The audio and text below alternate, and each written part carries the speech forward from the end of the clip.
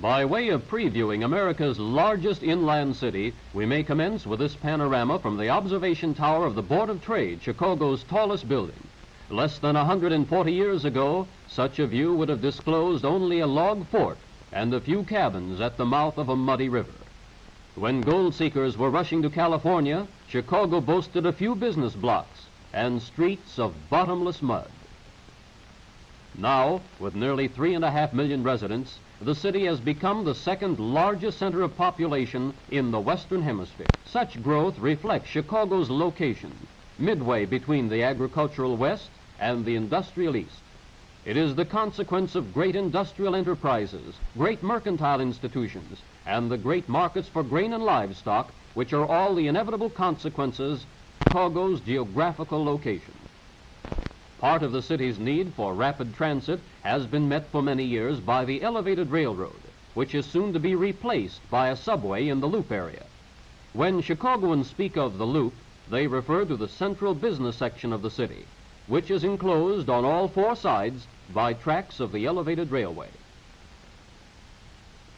Within the Loop along State Street is the richest and busiest retail trading area in the country, and the location of Marshall Field's and other famous department stores.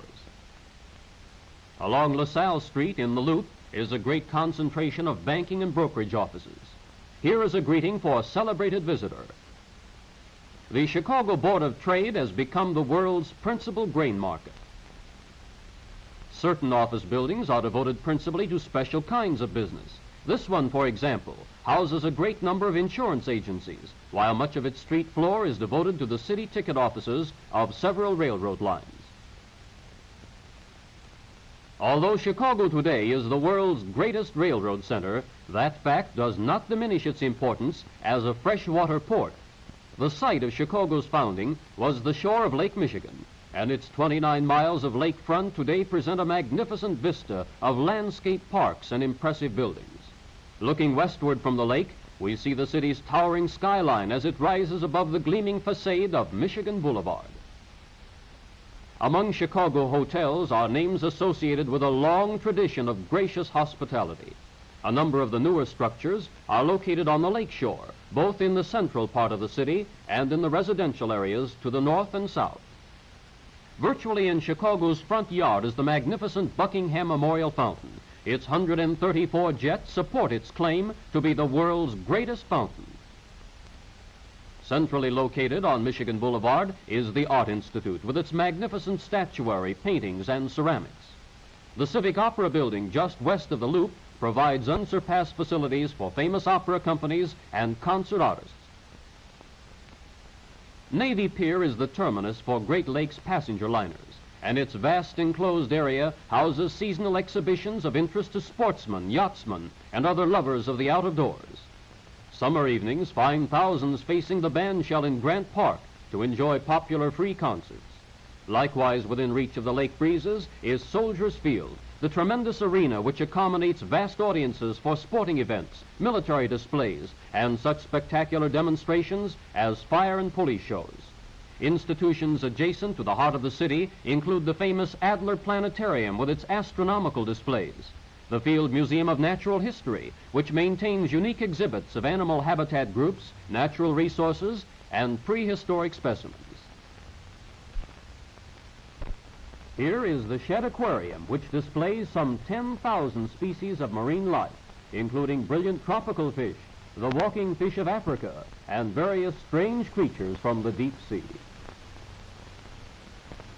Stands this replica of old Fort Dearborn, somewhat south of its original location. Here, within a log stockade, may be seen the blockhouses, powder magazine, trading post, and living quarters characteristic of the time of the city's founding in 1803. But this is a big city, and we can't expect to see Chicago in terms of the Loop and the lakefront alone.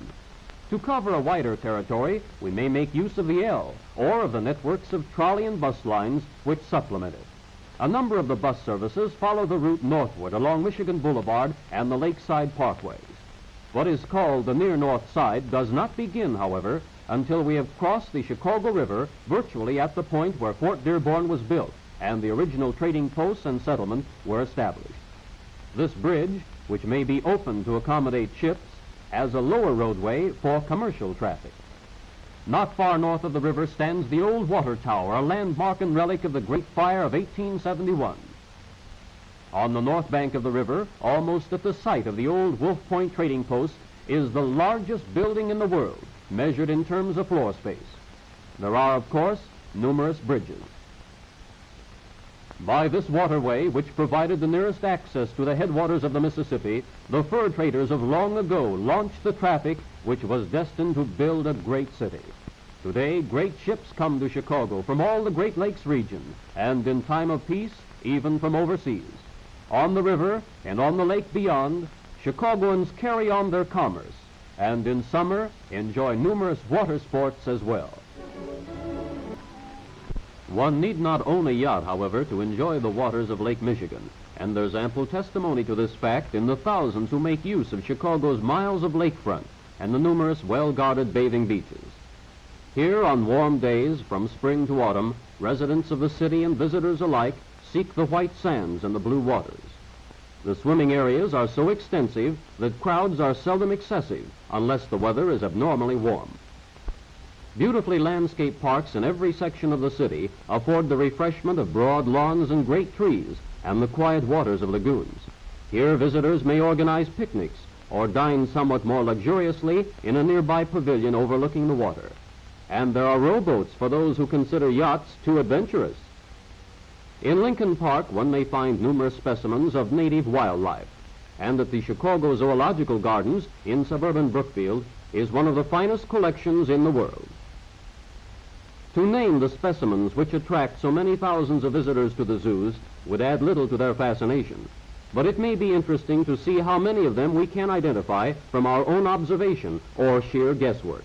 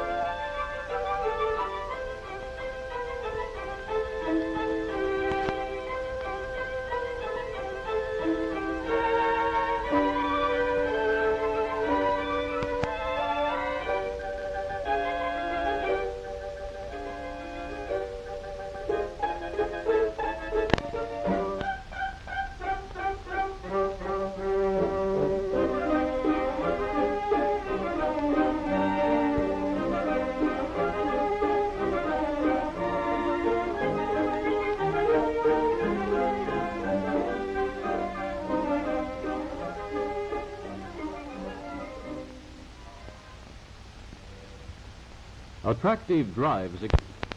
Among these is the Allure Garfield Park Conservatory, where magnificent floral displays are arranged at appropriate seasons. The exhibits, of course, will vary almost from week to week, but this splendid display of orchids affords an example of the way in which botanical experts of the Chicago park system have contrived to develop rare and beautiful tropical flowers under difficult conditions. Here, too, are the restful still waters of a lagoon, which in winter becomes a safe and popular resort for skaters. Recreation buildings provide for other forest preserves, which serve an ever-increasing number of equestrians. Jackson Park, extensive and beautiful, was the scene a half-century ago of the world-renowned Columbian Exposition, which commemorated the 400th anniversary of America's discovery and signalized Chicago's recovery from the devastating fire of 20 years before. The Japanese gardens are a legacy to the city from that exposition. Inviting drives, which are part of Chicago's famous chain of boulevards, lead us through the park with its many beautiful scenic views.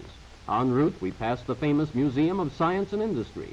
The building houses exhibits in the fields of physics, chemistry, agriculture, textiles and forestry, mineral industries, and transportation.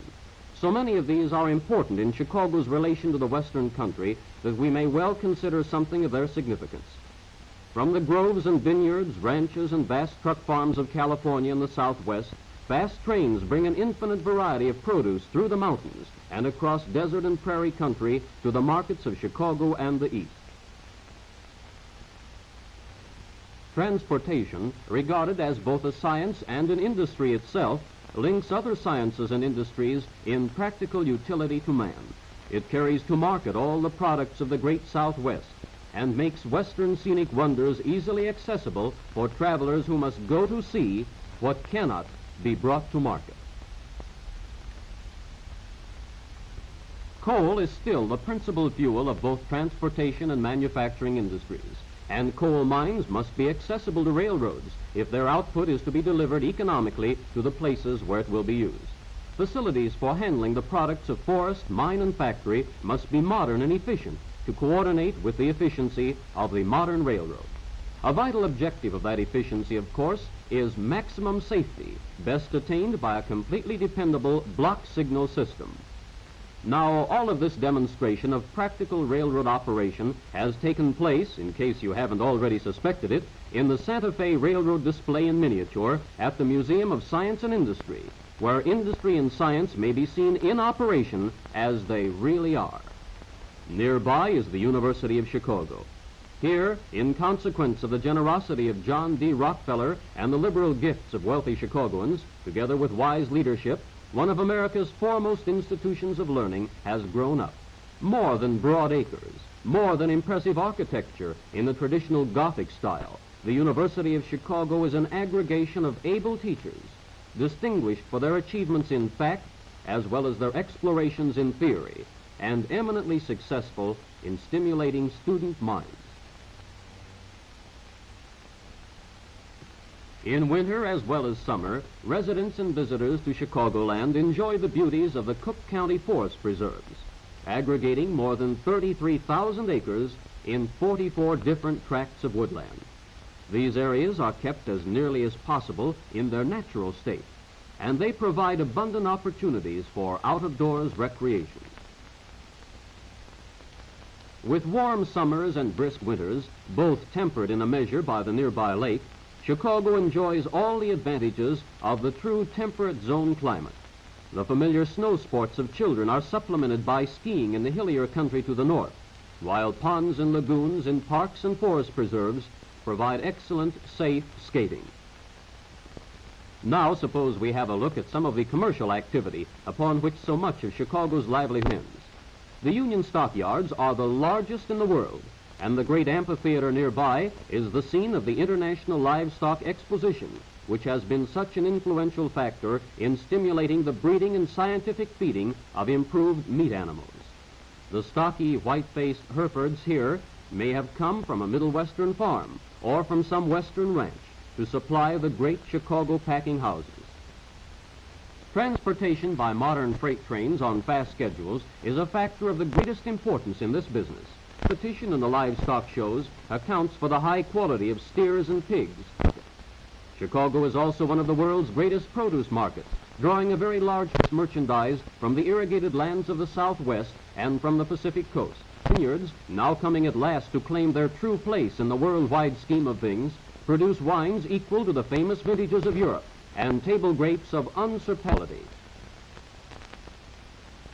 Shipped in refrigerator cars under carefully controlled temperatures, California grapes reach the Chicago market in prime condition and find prompt sale to waiting buyers. This is still another example of the importance of the railroad in developing a great market. Grapes, however, account for only a tiny fraction of the total business transacted in the famous Southwater Market, center of the wholesale produce business of Chicago. Here, hundreds of carloads of fruits and vegetables are received and sold every day by commission merchants who compete for the business of wholesalers, hotels, restaurants, and grocers. In this area is concentrated the fundamental necessary business of feeding the city and its many outlying communities. Fast transportation is vital to the great mail order houses, whose growth and success have so closely paralleled the city's progress, for their business has always been dependent upon their ability to make prompt delivery of almost anything a buyer can want. Now we go afield again to one of the tracks which participate in Chicago's annual 5-month season of horse racing. Each of the tracks is in operation for 1 month, and all of them are readily accessible for those who enjoy following the races. Unless you've plunged on a tip straight from the feed box, it won't matter a great deal which horse wins. There'll be other races to follow, and they all add up to a lively, pleasant afternoon at the track. Golfers report their delight at the great number of excellent golf courses available to the public throughout the Chicago region. Some are maintained in city parks and forest preserve areas, while a wide variety of others are open on a fee basis and attract enthusiastic patronage. Baseball fans who visit Chicago are assured abundant opportunity for lively enjoyment, for this is the home of famous teams in both the National and American leagues. Almost any day in the season, you'll find things happening at the White Sox or the Cubs Park. There's excellent fast transportation to both ballparks from downtown Chicago, and the promise of top-notch baseball when you get there. As for the game, well, any fan can tell this story for himself.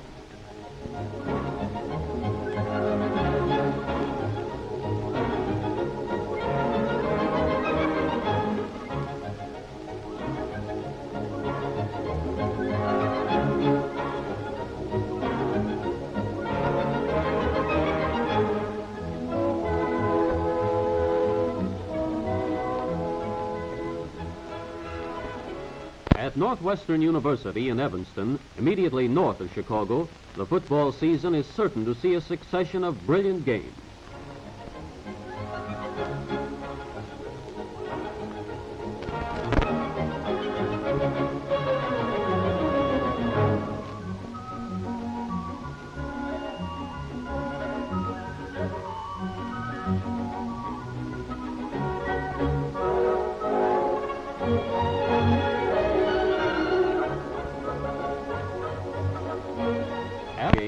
Of course, without the necessity of having attended a game at all, the visitor may crave a sample of Chicago's nightlife. One recognized center for diversion of this kind is Rush Street on the near north side, just north of the Chicago River. Here are numerous well-known restaurants and nightclubs, while the principal theaters and several famous hotels are situated within the loop. Whether it's a nightclub, a theater, or a motion picture that suits you best, you're sure to find the entertainment you're looking for in Chicago. Apart from such familiar diversions as these, there are likely to be special events at various arenas throughout the city. A boxing tournament, perhaps, indoor polo games, hockey, or a spectacular ice show.